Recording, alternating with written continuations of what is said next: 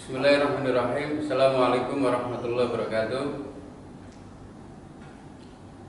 Alhamdulillah wassalatu wassalamu ala rasulillah wa ala alihi washabihi wa mawala amma ba'd. Pertama-tama mari kita baca Ummul Quran, mudah-mudahan ilmunya bermanfaat. Al-Fatihah. A'udzubillahi minasyaitonir rajim. Bismillahirrahmanirrahim.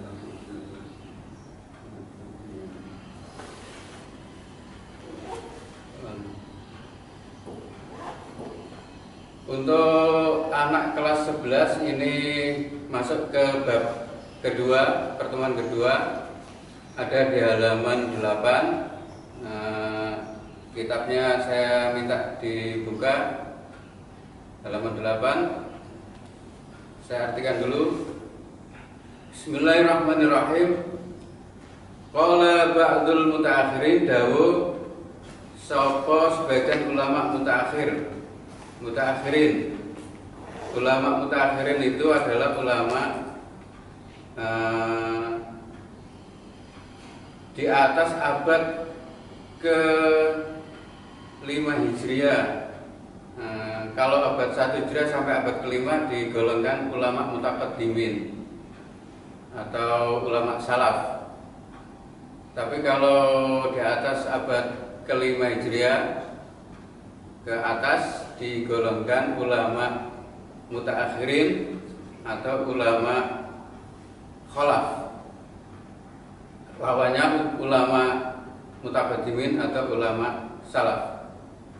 I'lam warwasira annas duhune lahum kedua ulama al-mutaakhirin fi waqil qawaidi ing dalem deleh pira-pira kaidah fi waqil qawaidi iku ing dalem deleh pira-pira kaidah tariqain, dua metode atau dua cara. Artinya gini, para ulama mutaakhirin berpendapat bahwa di dalam meletakkan kaidah-kaidah fikih itu para ulama mempunyai dua metode atau cara. Al-ula yang pertama ayyadoa al-qawaida allati tu'inu al-mujtahida.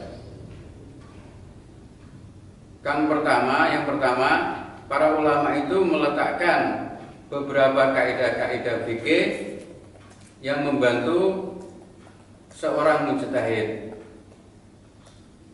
ala istinbatil ahkam min masadiriya ing atase menggali pira-pira hukum saking pira-pira sumbere hukum.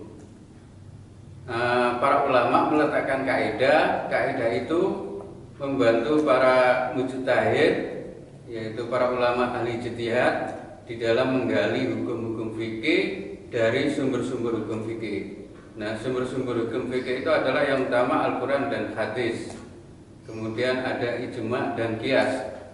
Nah, metode pertama ini para ulama meletakkan kaidahnya dulu. Dari kaidah itu seorang mujtahid menerapkan di dalam penggalian sebuah hukum dari Al-Quran atau hadis. Wahiyya lan utawi metode ini al-ula yang pertama iku al-kitab was-sunnah. Wahiyya lan utawi masadirwa. Wahiyya lan utawi pira-pira sumber hukume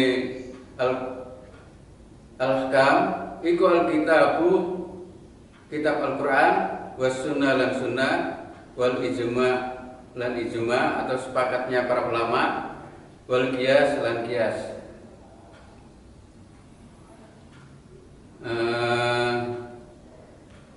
Wahada lan utawi iki metode yang pertama huwa utawi hada iku al-musamma kang dinamai bi usulil fikhi kelawan usul fikih. Jadi metode pertama ini diberi nama metode usul fikih. Wa kana awwaluman wadoa wa kana lan ono sapa awwaluman wong kang pertama wa doa ndele khittatul bahthi ing garis penelitian, garis pembahasan fi ing dalam metode iki iku Imamuna Asy-Syafi'i, imam kita Asy-Syafi'i. Jadi orang yang mempelopori pertama di dalam meletakkan metode penggalian hukum dengan meletakkan kaidah-kaidah fikih yang dengan menggunakan metode usul fikih adalah Imamun Asy-Syafi'i, imam kita Asy-Syafi'i. Rahmatullahi taala, mugi-mugi rahmat Allah taala alaihi ing atase Imam Asy-Syafi'i.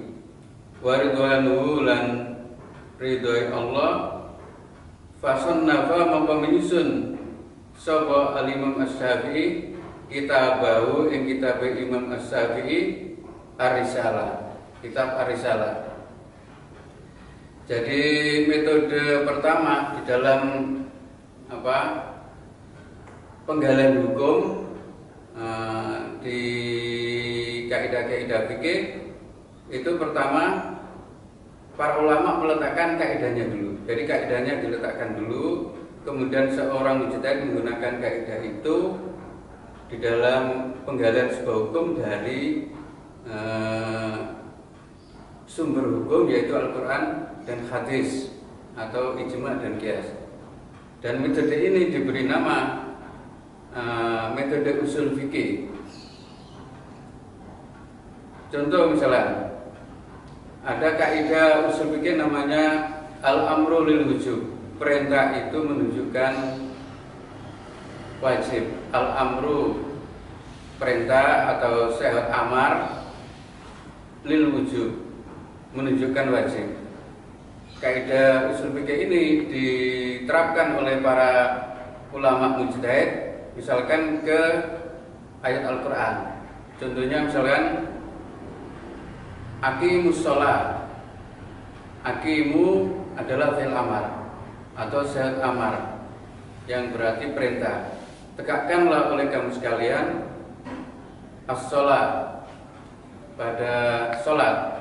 Nah, sehat amar atau bentuk amar, bentuk perintah di Al-Quran yang berupa aqimu menurut kaidah fikih al-amru lil wujub, perintah itu menunjukkan wajib. Maka kata aqimu karena menggunakan fi'il amar, zat amar menunjukkan wajib, menegakkan as-shalah pada sholat. Maka sholat itu wajib ditegakkan. Hukumnya menegakkan sholat adalah wajib. Nah itu diambil dari kaidah fikih al-amru lil wujub.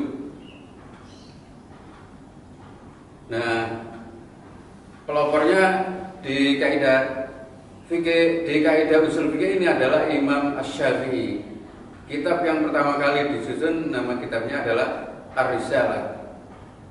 Wa tabi'a lan mengikuti hu Imam Asy-Syafi'i sapa kulluman sekabehane wong, artinya semua ulama jaa kang tumeka ba'dahu sakwuse al-Imam Asy-Syafi'i min ulama al-madzhab saking pira-pira ulama madzhab al-ukhra kang liya. Jadi ulama yang lain selesai Imam Asy-Syafi'i mempelopori kaidah di usul fikih, banyak yang mengikuti metode dari Imam Asy-Syafi'i. Karena itu Imam Asy-Syafi'i dengan kitabnya Ar-Risalah dianggap sebagai pelopornya usul fikih atau pelopornya metode penggalian hukum fikih dari Al-Quran atau hadis yang berdasar kepada kaidah usul fikih.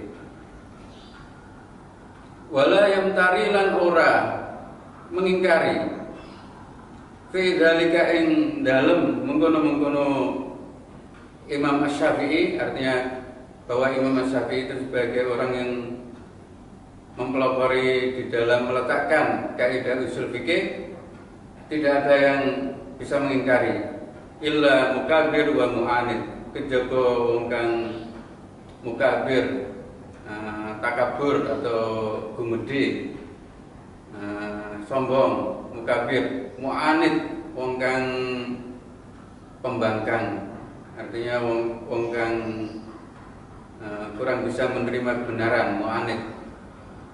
Artinya bahwa itu fakta. Imam Syafi'i itu sebagai pelopor di dalam ilmu usul fikih. Nah, ini kaidah usul fikih ini yang pertama kali mempelopori adalah Al-Imam Syafi'i. Wa tariqatu ats-tsaniyah, metode yang kedua di dalam meletakkan kaidah iku istikhrajul qawaidi al-'amah, ngetokaken sapa para ulama ing pira-pira kaidah kang umum al-fiqhiyah kang bangsa fikih likul bab, kedue saben-saben bab min abwabil fiqhi saking pira-pira bab fikih wa munaqasyatiha lan mendiskusikan pira-pira bab fikih tersebut wa tatbiqul furu'i alaiha lan nerapaken pira-pira cabang hukum fikih alaiha ing atase qawaid al-'amah. Jadi ini metode yang kedua. Metode yang kedua adalah bahwa para ulama itu meletakkan kaidah umum. Kaidah umum di bidang fikih. Kaidah umum itu mencakup semua masalah yang tercakup dalam satu bab, gitu. Jadi semua masalah yang tercakup dalam satu bab diberi atau diletakkan di semua masalah itu oleh para ulama satu kaidah. Kemudian cabang-cabang kaidah yang muncul dengan berkembang oleh masalah-masalah baru yang muncul dari berkembangnya zaman diterapkan kepada kaidah tersebut. Seperti misalkan al-masyaqqatu tajlibu taysir, misalnya keadaan berat itu bisa menarik kemudahan. Keadaan berat itu bisa menarik kemudahan merupakan kaidah fiqhiyah atau kaidah fikih yang bersifat umum yang bisa diterapkan kepada seluruh keadaan yang berat, yang dengan keadaan berat itu orang menjadi diberi kemudahan. Misalkan orang yang dalam keadaan puasa bepergian misalnya, maka bepergian di situ termasuk ada al-masyaqqah, maka diberilah orang keringanan boleh melakukan jamak qashar. Nah, dalam perkembangan zaman al-masyaqqah itu bisa bermacam-macam bentuknya. Misalkan orang kerja terlalu berat misalnya, dan kerjanya itu bisa membuat orang itu terbebani untuk melaksanakan puasa misalnya, maka orang di situ boleh tidak berpuasa dulu dan diqadha di luar bulan Ramadan. Nah, itu namanya al-masyaqqah. Al-masyaqqatu tajlibu taysir. Faistan taju, maka digali, disimpulaken apa qawaidul bai', pira-pira kaidah jual beli al-'amah kang bersifat umum, masalan umpamane wa yubayyinu maslakat tatbiq, lan jelasaken para ulama maslakat tatbiq ing metode penerapan alaiya ing atase pira-pira kaidah. Apa bedanya kaidah fikih dengan usul fikih? Kalau kaidah usul fikih itu dari kaidahnya dulu kemudian diterapkan ke sebuah ayat. Misalkan kalau kita ambil di masalah yang berkembang, misalkan ayat Quran yang berbunyi misalkan ya bani Adam khudhu zinatakum inda kulli masjidin wa kulu wasrabu, misalkan Khudhu zinatakum. Khudhu, ambillah oleh kamu sekalian zinatakum, pakaian-pakaian yang bagus atau perhiasan kamu sekalian, misalnya pakaian-pakaian yang bisa menjadi hiasan kamu sekalian ketika kamu pergi ke masjid. Artinya ketika berkumpul orang banyak sholat Jumat, dianjurkan pakai pakaian yang bersih, yang baik. Nah, kata pakaian yang baik di situ menurut kaidah usul fikih adalah menjadi wajib. Khudhu zinatakum. Maka orang ketika pergi ke masjid untuk sholat berjamaah tidak boleh menggunakan pakaian yang najis atau yang kotor. Nah, kaidah qawaid fikihnya di situ kalau kita terapkan bentuk pakaiannya, maka di sana ada namanya kaidah al-'adatu muhakkamah. Bentuk pakaiannya kayak apa? Menggunakan kaidah qawaid fikih al-'adatu muhakkamah, bahwa kebiasaan orang banyak itu bisa diterapkan sebagai hukum. Misalkan kebiasaan orang banyak kalau sholat di lingkungan pesantren itu pakai sarung, maka kita harus menggunakan sarung dan kopiah misalnya. Dan kebiasaan sholat Jumat misalnya di masjid besar di tengah kota misalnya menggunakan celana misalnya, maka itu kita anggap sebagai al-'adah atau kebiasaan, sehingga menggunakan al-'adatu muhakkamah. Atau dulu kan orang yang kalau sholat Jumat itu menggunakan pakaian gamis, pakaian kayak orang Arab itu, maka kita ketika kumpul di situ kita menggunakan pakaian seperti itu. Nah, itu penerapan pada ayat khudhu zinatakum ditarik ke kaidah fikih al-'adatu muhakkamah. Bentuk pakaiannya mengikuti al-'adatu muhakkamah. Tapi hukumnya, hukum usul fikihnya diambil dari zat amrnya khudhu zinatakum. Zat perintahnya. Jadi itu bedanya usul fikih dengan kaidah fikih. Kalau kaidah fikih itu penerapan kaidah umum kepada banyak kejadian-kejadian yang serupa, tapi kalau usul fikih itu kaidah yang diletakkan oleh para ulama dipakai menggali sebuah hukum fikih dari dalil Quran atau hadis. Itu usul fikih. Wa awwalu man fataha hadzal bab, lalu wong kang pertama membuka pintu iki, artinya bidang kaidah fikih, artinya ini di madzhab Syafi'i. Iku Sultanul Ulama Izzuddin Ibnu Abdul Aziz Ibnu Abdissalam. Sultan Ulama Izzuddin Ibnu Abdul Aziz Ibnu Abdissalam, atau terkenal dengan sebutan Al-Imam Izzuddin. Nah, ini dianggap sebagai pelopor kaidah fikih, pelopor ilmu qawaid fikih dari kalangan madzhab Syafi'i. Kalau yang pertemuan pertama dulu, pelopor awal dari ilmu kaidah fikih secara umum adalah dari kalangan madzhab Hanafi yang bernama Al-Imam Abu Dair Ad-Dabbas yang dibantu oleh muridnya Al-Imam Al-Harwi. Tapi di kalangan madzhab Asy-Syafi'i pelopornya adalah Al-Imam Izzuddin, atau nama lengkapnya Izzuddin Ibnu Abdul Aziz Ibnu Abdissalam. Haitsu sekirane raja'a mengembalikan sapa Al-Imam Izzuddin al-fiqha ing fikih kullahu sakabehane fikih ila qaidatin wahidatin maring satu kaidah.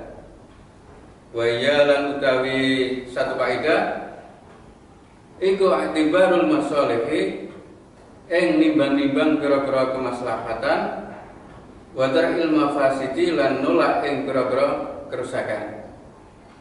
Nimbang pira-pira kemaslahatan lan nolak pira-pira kerusakan. atau nanti ada kaidah namanya darul mafasidi aula min jalbil masalahi, menolak kerusakan harus didahulukan dari mengambil manfaat.